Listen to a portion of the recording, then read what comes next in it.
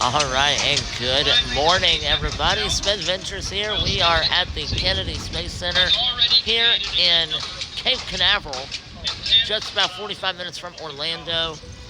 We are going to explore space and rockets, facts about rockets, everything in between, and a lot of attractions. So let's go ahead and head on in. I've got my ticket. I'm ready to go. Also got our receipt. So let's... I think Leo and Taylor need to train to be astronauts. No, I don't. I'll need to stay here. The same. There's the big movie screen. Get a girl. There's the big rocket. Atlantis rocket. Came here as a kid. That's the training experience. You want to train to be an astronaut? Here's where we have the IMAX theater. We're going back there. Spaceport KSC. Show me how you walk on the moon. Center for Space Education. And also, We're now going to do the bus tour to get back to the shuttle, but the bathrooms are over here. got the Apollo 8 Good place to start. rockets. The rocket garden is in the back. NASA countdown clock, which was 3 hours until the next launch. Oh wow, they have a Starbucks inside the guest services. So there we go. These are all the dining experience. This place is huge. The Space Mirror Memorial, North Lawn Launch Viewing Area. So that's where we would watch the rocket launch here in 3 hours.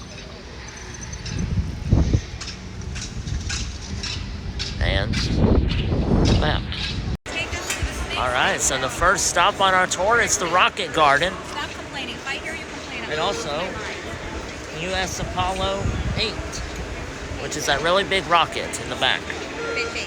You want to hold this? Hold that one.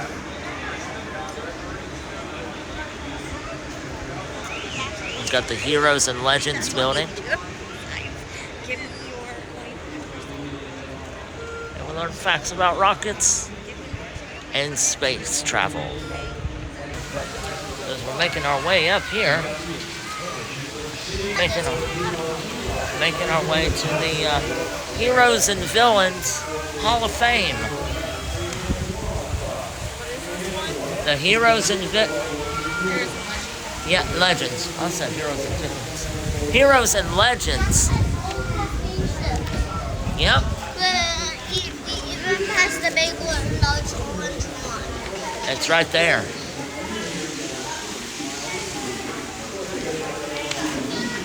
Right. Heroes and Legends. I think this is the line. Alright, let's head on inside. So here's all the names of the rockets. Different types of rockets. You got Jupiter C, Redstone, Juno the second, Jupiter, Saturn V is the biggest rocket we saw outside. For some of the legends and heroes on here. Like Abraham Lincoln. Abraham Lincoln, you got Martin Luther King behind me. Also, Buzz, and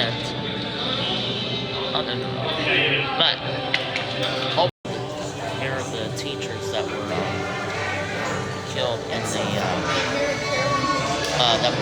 in the Concorde 11 crash, 1986. One teacher, that's her right there.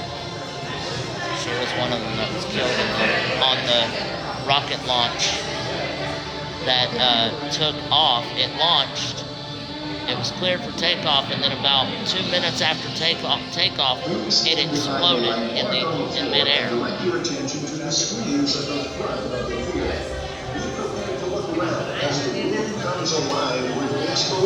I have a lot of heroes. Who's my hero? Your hero. Yeah, Superman. Iron Man. Luke Skywalker. I can remember being inspired, like most young children, by TV heroes. I was inspired, of course, by science fiction. I think we all have popular heroes and movie stars that move us emotionally or make us feel heroic. But I am who I am today because of my father. My father was a hero of mine. They probably protest me when my mother tries to beat me up. A hero is someone I respect, like my mom. A human is my brother. She inspired me to be a good person. My hero is Shirley Temple. My hero is Churchill. My hero is Dr. Jane Goodall. Elon Musk. David Bowie. My greatest hero was my maternal grandfather. Both of my parents are my heroes because growing up they taught me that I can do whatever I want to do. They pushed me to be a better person. Well, everybody wanted to place into a person's life. You can do something and it's a hero in some way. Launch to the moon. There's Earth. Please watch your steps and think of the next theater. Yes, with wheelchair, the scooters and those who drive these stairs should step to the right. Once you're Making it, going into the next room. should you leave the passenger attention for any reason, please exit using the As a reminder, we had the 4 separate levels in here, so we didn't like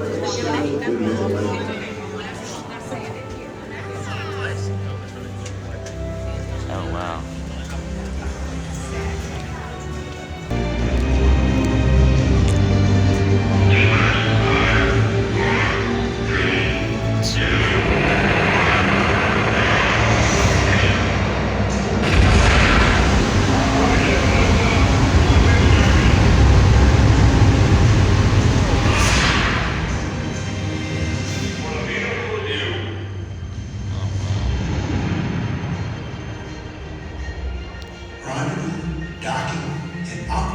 Combined spacecraft was a key element of the Apollo strategy.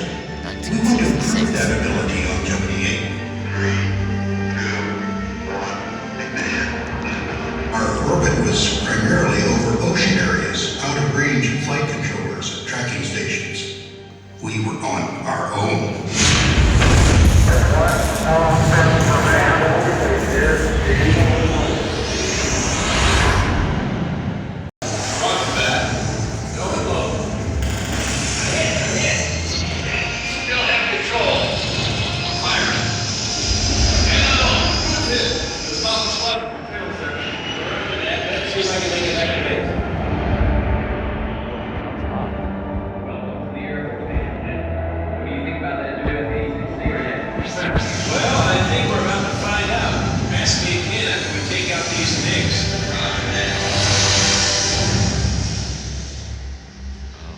You have to remember my time of growing up in the 1930s.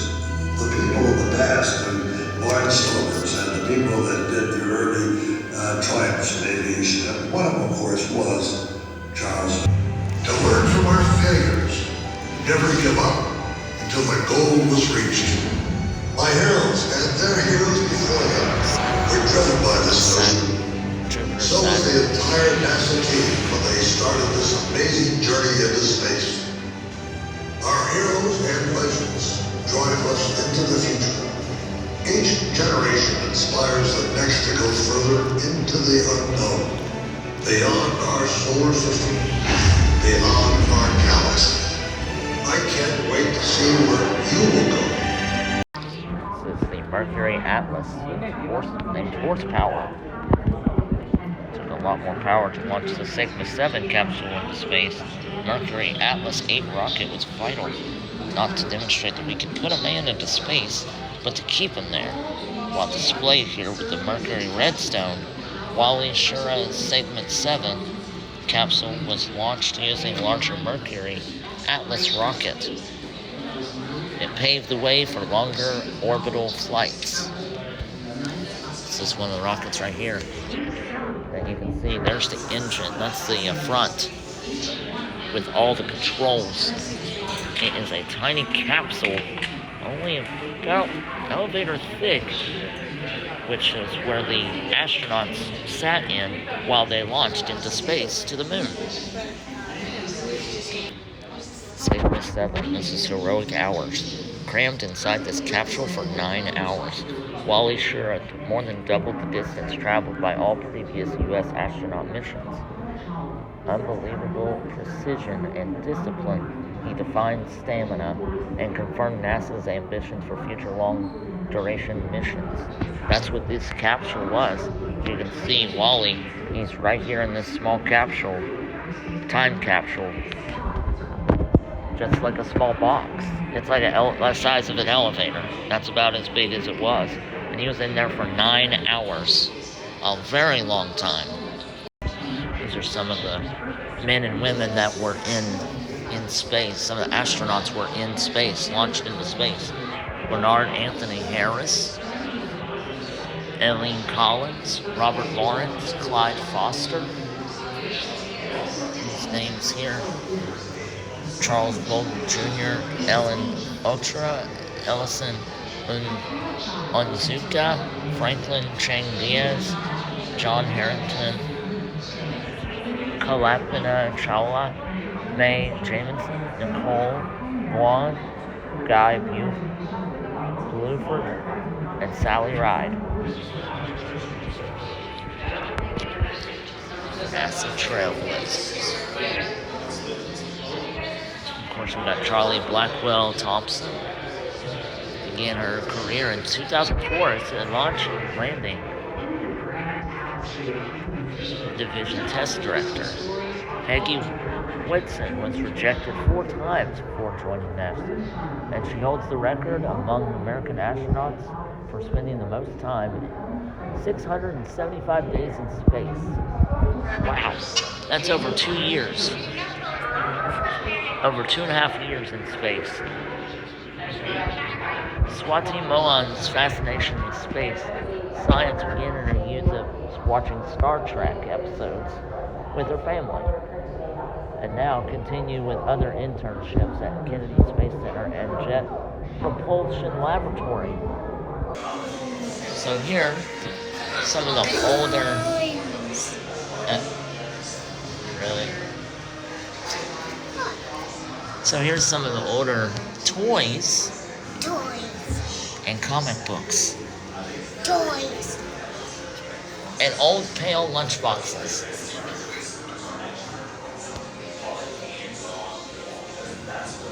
Ever had a thermos? You don't remember the old thermoses? Time magazines too. And some books. Escape on Venus. Warlord of Mars. On a torn away world. This space pod is called Passionate. Where we're passionate about certain things.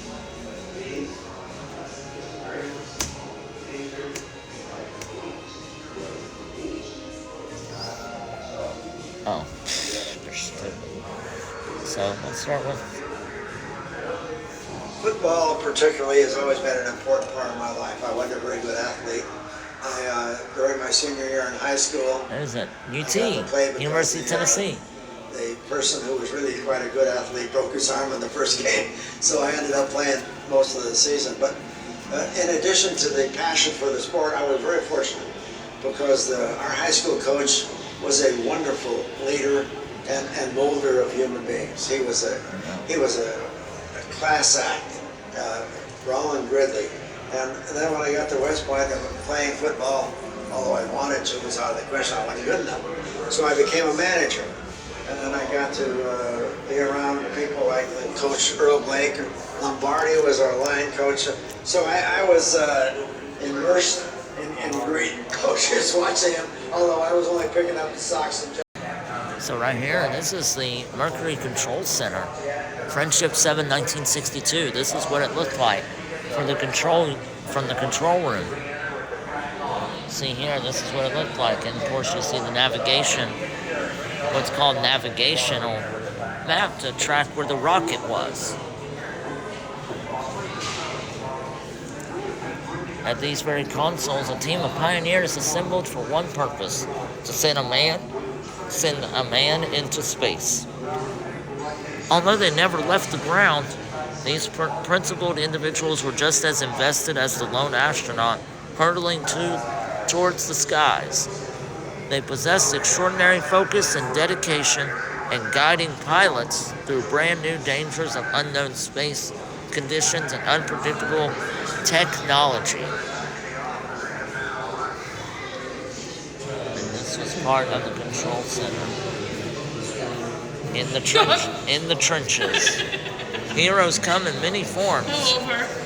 NASA Flight Director Chris Kraft and diverse, skillful team of 14 controllers courageously eliminated paths for man's exploratory feats with computing instruments, no more powerful than a modern wristwatch. So this is the Gemini 9A, extravehicular activity. The awe of space is a thing of beauty and pearl. Jen Saran, having spent 3 days inside the Gemini capsule, emerged into the void beyond heart-racing, helmet-fogged, and unknown of a safe return. His tendency in overcoming these challenges would help define how humans walk in space and what it means to be a hero. It's heating up. Spaceflight constantly places astronauts in the hot seat of very real danger. During re-entry into the Earth's atmosphere, the heat shield of the Gemini capsule carrying Jen Saran and Tom Stafford firing up to a scorching 3,500 degrees from endless void of space to the burning fury of returning to Earth. The advances of human excellence come at no easy cost. So this thing heats up to 3,500 degrees as it enters Earth's atmosphere, coming home from space. Alright, so back outside in the warm Florida weather at the Kennedy Space Center. Behind me is the rotating space pod, and we just got finished with our Starbucks drinks. I had a peppermint mocha, really delicious, and we just let my friend's daughter play for a little bit so she can get some of the energy out. And now I think we're gonna head right here for the space experience. I believe it's what it's called. It's like the space where you can get into, where you are climbing aboard a space pod and are able to experience takeoff from a rocket, and just all the experience of a rocket launch inside of a rocket ship. So I'm ready to do that. It is included in our admission, so I want to do it. I know that. We'll see what my friend wants to do, if we want to do that, or if we want to do the bus tour of the whole Kennedy Space Center campus. And then at 2 o'clock they have a actual rocket launch where they have a spectator viewing over at the north side of the Space Center complex. So I'm ready to see more rockets, learn more about space travel, and the Hall of Famers also that we went through from the heroes that went into space. Not only the first man, but also the first woman, learning history, space history, in here at the Kennedy Space Center in Cape Canaveral.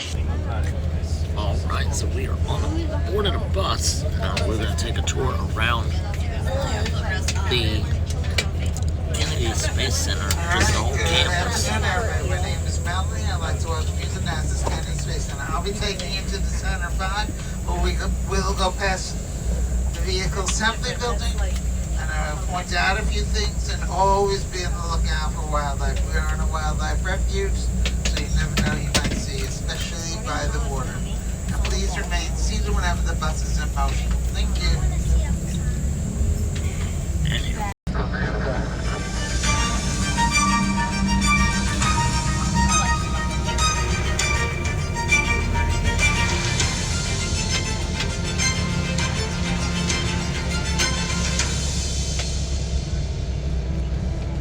have pondered our place amongst the stars since the dawn of humankind.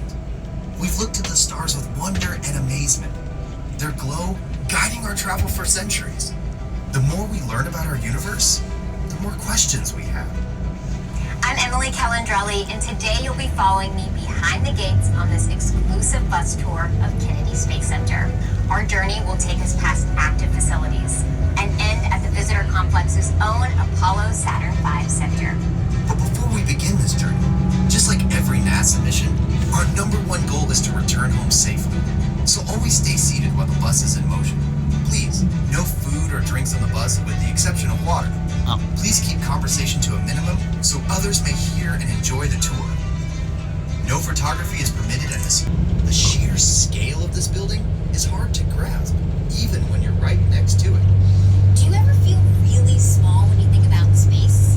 What about when you're standing next to a skyscraper or a really big bridge? Well, I feel about as small as an ant right now. I'm standing inside the vehicle assembly building trying to grasp how large it really is in here. It has 4 bays. Each bay has 2 large horizontal doors below it and 7 smaller vertically opening doors above it, tall enough to fit the world's largest rocket through. In fact, these are the largest doors in the world. Construction of the VAB required 65,000 cubic yards of concrete, 45,000 steel beams, 1 million steel bolts, amounting to almost 100,000 tons of steel. So there's the VAB, Vehicle Assembly Building. Okay, as I make the left here, over on your right-hand side, that yellow-green armored car, that was the emergency escape vehicle for the shuttle astronauts. Next to it is a crew access arm taken from Launch Pad 39A for the shuttle astronauts. 82 shuttle missions launched from Launch Pad 39A. So imagine who walked across that arm. The thing at the end that looks like a white rocket is the emergency abort system for the Orion capsule. It sits on top of the Orion, and if there's a problem during launch or shortly after, it would yank the Orion off the rocket, take it a mile away, and parachute to safety. These 3 buildings in front of us used to be their orbiter processing facility. When the shuttle used to land, they would tow the orbiter into there to get it ready for its next mission. Now Boeing is using all 3 of them. The building back there with the blue mural on the side, that is a mural of the Starliner in orbit. Inside that building, they assemble all the Starliners. Oh, wow. That's cool. Why 35 years ago, fly the Atlantic? Why does Rice play Texas? We choose to go to the moon. We choose to go to the moon.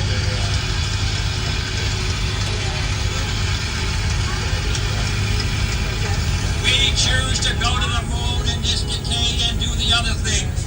Not because they are easy, but because they are. Towers, that is Launch Pad 39B. That is NASA's launch pad. That is where they crawler transfer for Artemis 1. And that is where they launched their new Space Launch System rocket with the Orion capsule on top.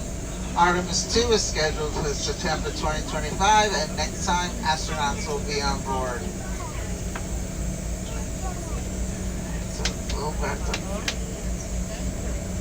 So when you get off here, you're going to go to the 2 silver doors. They'll open about every 8 minutes or so. If they're closed, they'll be opening soon. And when you leave, you'll exit through the Right Stuff gift shop out to the bus loading area. With there, they'll put you on any bus that is available. The doors have opened and we have made it inside. Oh.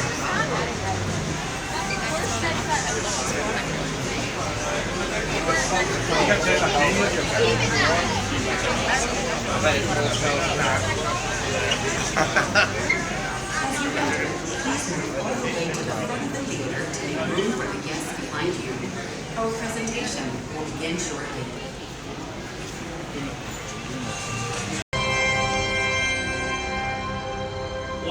however, the dream of flying to the moon almost slipped away. It was January 27th, 1967. Astronauts Virgil Gus Grissom, Edward White, and Roger Chaffee were on board Apollo 1 for a plugs-up test, a full-scale dress rehearsal for the actual launch. Suddenly it happened. There was a fire in the capsule. 3 men whose lives had been in our hands were lost. Surely the opening vistas of space promise high costs and hardships, as well as high reward. But this country of the United States was not built by those who waited and rested and wished to look behind them. After Apollo 1, some thought we'd failed, and that the moon was out of our reach. But we owed it to those men to learn from their sacrifice and to carry on. We started taking the Apollo vehicle apart, piece by piece. Was the design flawed? Had safety been compromised? Tough questions. And we spent 1.5 years redesigning the spacecraft so that no astronaut's life would ever be at risk because we overlooked on December 21st, 1968. Please gather all of your belongings, take small children by the hand, and proceed through the open doors to Now we're going to the firing room.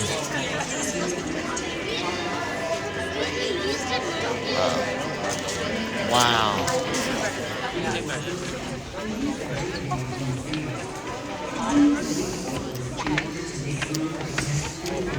Let's go have a seat. Apollo mission. This is not a mock-up. These are the very consoles we sat at when men first took off to fly to the moon. The tragedy of Apollo 1 had put us 1.5 years behind. We were making up for it in one big leap, and we were doing it with a rocket that no man had ever flown before.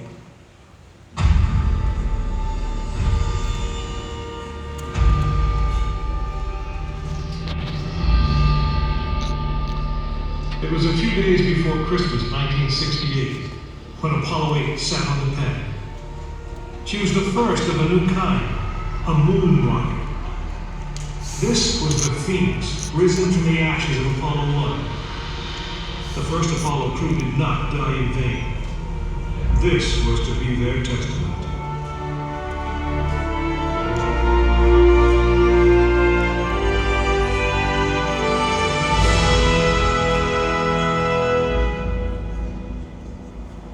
"36 stories high, she had been fully fueled throughout the night. The liquid oxygen in her tanks caused ice to form on the outside of the craft. The extreme temperature differences between the air and the sub-zero fuel caused the metal skin of the rocket to expand and contract. Everyone who was on the pad agreed. It was as though the rocket was alive, never built. It had over 2 million separate systems. And to bring these men back alive, everything had to work perfectly. Each individual system had been tested, but what we didn't know was how they would perform when all 2 million began to work together. That moment would come when the countdown clock reached 0.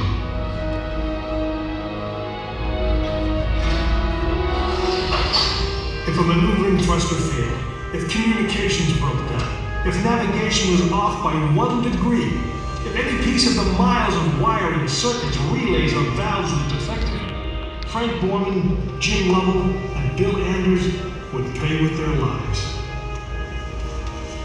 As they sat, waiting for launch on that chill December morning, these 3 astronauts were back to what they had always been, test pilots.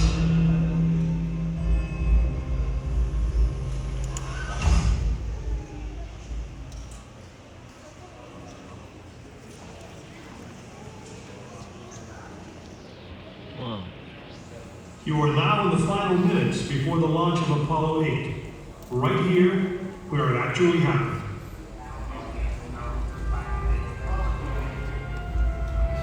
Mankind is about to leave his 8 astronauts in the cabin and the communications are go.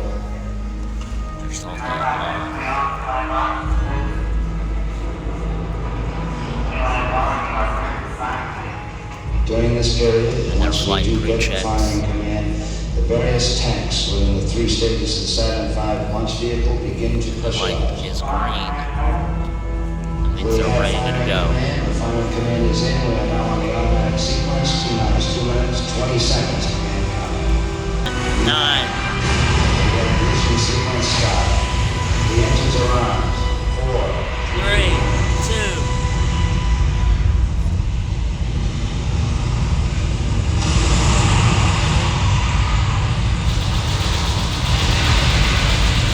It shakes a while.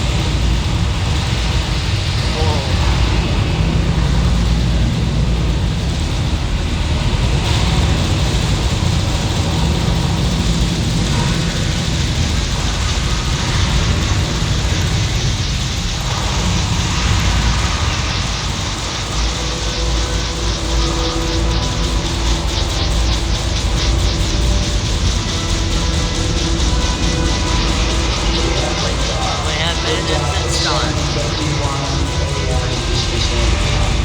7:51 in the morning.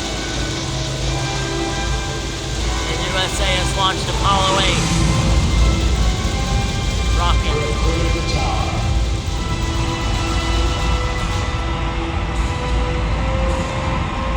But they're shirtless, man.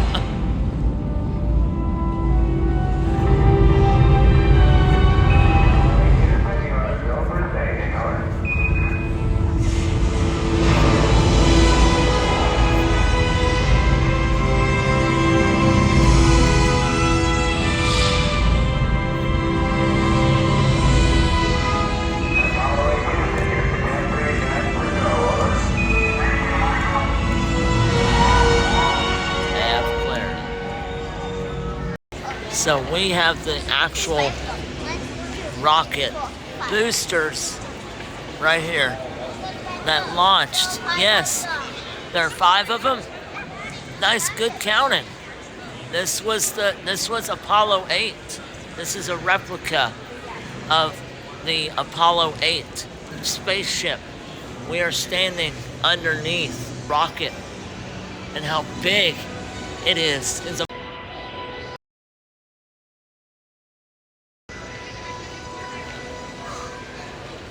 You're at game. Okay, here's a game. Helmet. One on the head.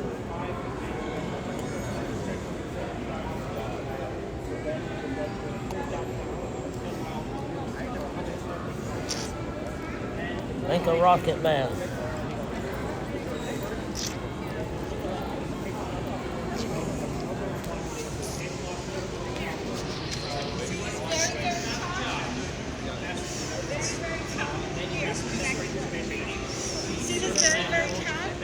It's the life support. Torso and arm. This is like breathing. It's got its breathing. The primary life support, that's like oxygen that helps them breathe. Called oxygen. Yes. Designing a spaceship.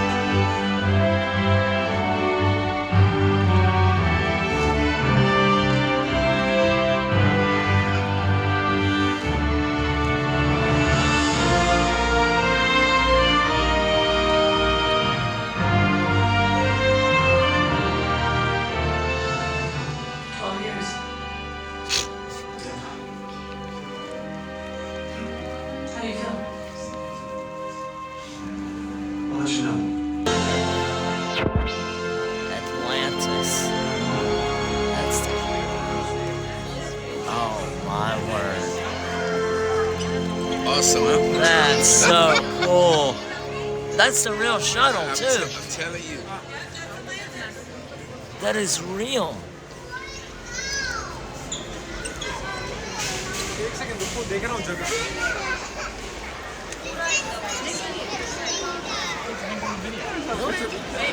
The real space shuttle of Atlantis that was launched and spent 36 years.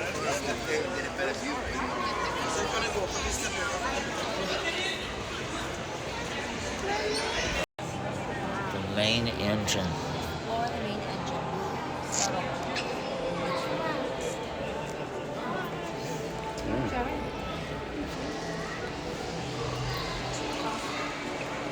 Holy smokes. This is the main engine of the Atlantis. Caution, extreme temperature. Space shuttle main engines colder than Pluto, but their exhausts were hotter than molten metal. Temperature extremes within the main engines were unmatched by any other machine in the world. It actually looks pretty real. I don't know if it's real or not. Inside the engine was 6,000 degrees Fahrenheit. Oh my word, that could be produced by engines were barely visible to the naked eye. The pale blue flames could be seen as small cones. Main engines were unmatched by any other machine in the world. By 6,000 degrees. Hotter than molten. At negative 423 degrees. Yeah, the what? I gotta go. There's the fuel pod that says 3. Oh god. We're gonna be 90 degrees. We're going 90 degrees. Oh, this is odd. Oh my god. Oh. Oh, this is...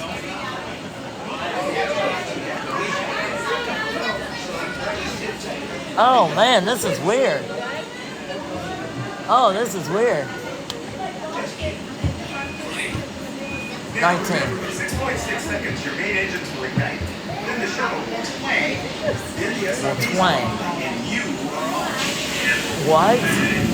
8, 7, 6. 3, 2, 1.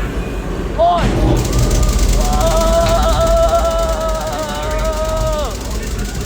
Whoa! Oh yes! Oh! Oh my! Holy crap! Oh my god!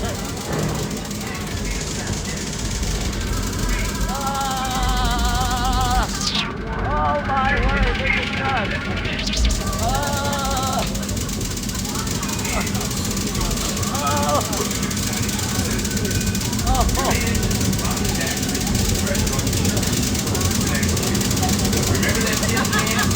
Oh my goodness! Oh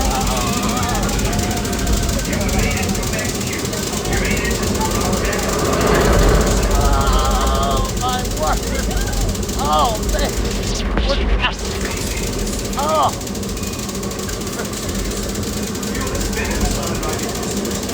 Oh crap! What?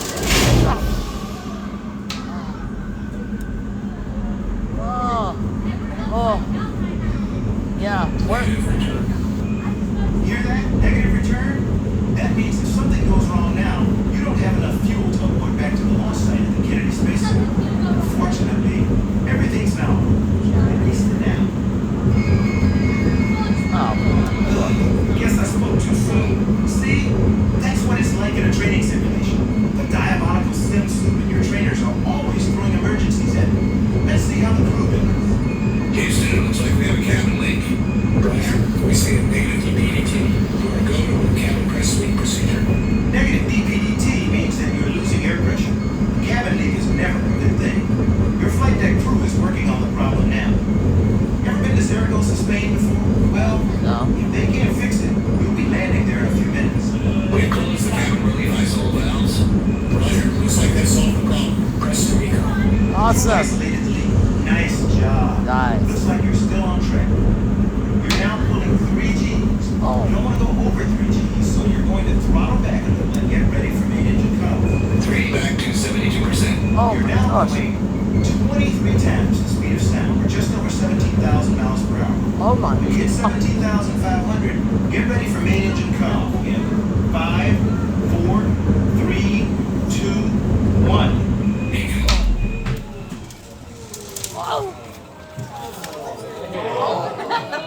Whoa! Okay. Oh god. That's alright. Wave goodbye to the external tank.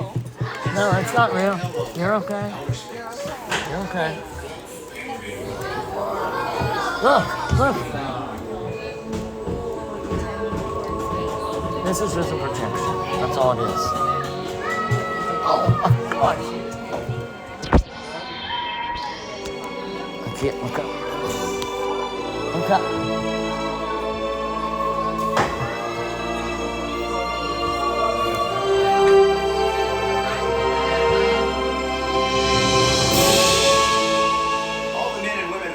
Thank you for joining us on this adventure today.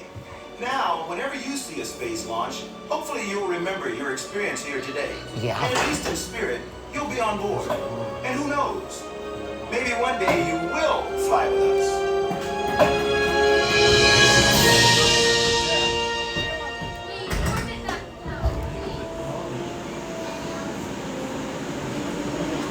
Oh.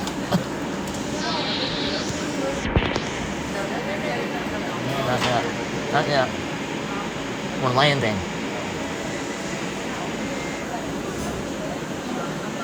Push. To unfasten your seatbelt, press the red button on your left. Please remember to Oh man, that was fun. All right, and thank you all for joining me here at Cape Canaveral at the Kennedy Space Center. So much fun and so much to learn, and also a great ride experience with the simulation of space travel and learning the different parts of a rocket ship and how one is put together and how one is disassembled and reassembled back for the next mission, and learning about the different Hall of Famers of astronauts that from the first man and the first woman to land on the moon and to go into space, and also about the first animal, which was a monkey, chimpanzee, by the name of Paul, who went into space as well in 1963. So, thank you all for joining me. Such a great time. Definitely need to go back and experience some more activities, because really the Kennedy Space Center is a full hands-on experience of all kinds of different activities to do. So be sure to subscribe to SpenVentures, drop the like on the video, thumbs up, leave comments down below, and we will be able to, and so you can see what SpenVenture I do next. I know next week I will be back on the battlefield at Dade City for the Battle of Dade City of Civil War reenactment next weekend. So be looking forward to that, and we will see you all on the next Cape Canaveral. Good night.